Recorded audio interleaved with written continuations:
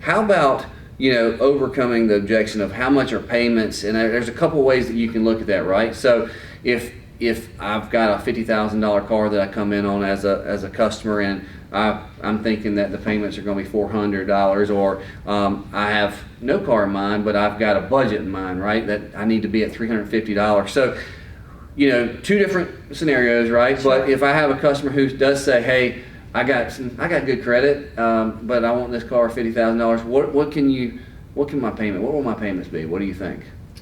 Payments as a tricky thing because we don't have a crystal ball. We don't know. We don't have enough information when they first ask that question, and sometimes the question is just a question. Right.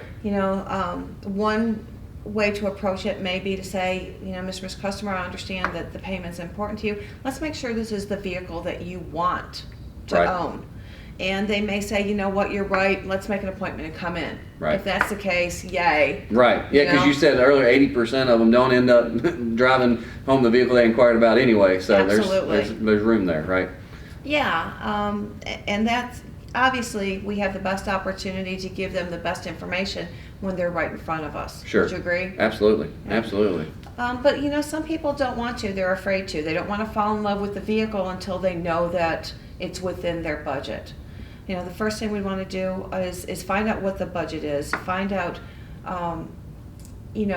what are the must-have features. Right. Because if they have a budget that doesn't support those features, we might have to switch them to another vehicle. Sure. Again, that's easier to do in person, but still.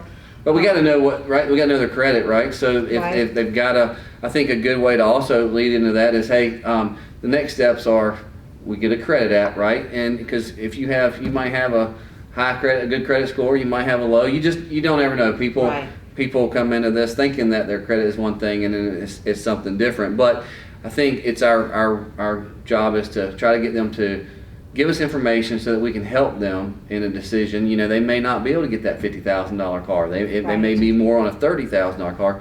So you can still help the customer just by helping them find that right vehicle that meets their budgets, right? So speaking of budgets, so if I say I'm only can afford $350 a month, so then how would you address that and still kind of control the conversation?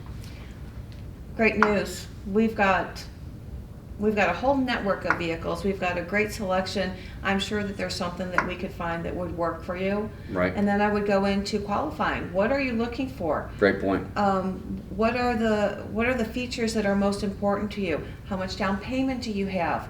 Sure. How long do you want to finance for? There's a lot. Do I need a car, a truck, a SUV, van, Absolutely. whatever I may need? And that is a great point. Being part of the Montana Automotive Network, we have 800 to 1,000 pre-owned vehicles at any one time, and the same thing with new, that we've got plenty of options for the customer. So we surely can find something to fit their need. I think that when you have somebody that tells you my budget's 300 or 350, it can actually make the whole thing easier.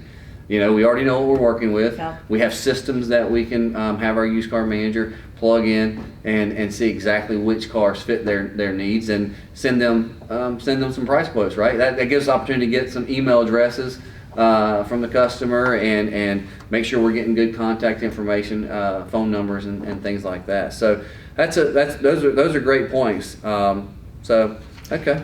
And again, when we started this, we talked about the fact that people are looking for a relationship. Who do they want to give their money to? Right. And if you slow it down and you ask those questions, they're more receptive to it, and you're showing that you care about their decision. Right. And I like what you just said, slowing it down. I think sometimes we get on the phone, whether it's an inbound or an outbound call, we're in such a hurry to get them off and be done with the conversation. But if we do slow that conversation down and we are engaging and we listen, we acknowledge, we get excited about it. If we're not excited on the phone, then the customer is probably not going to be excited about doing business with us. It's contagious. Absolutely.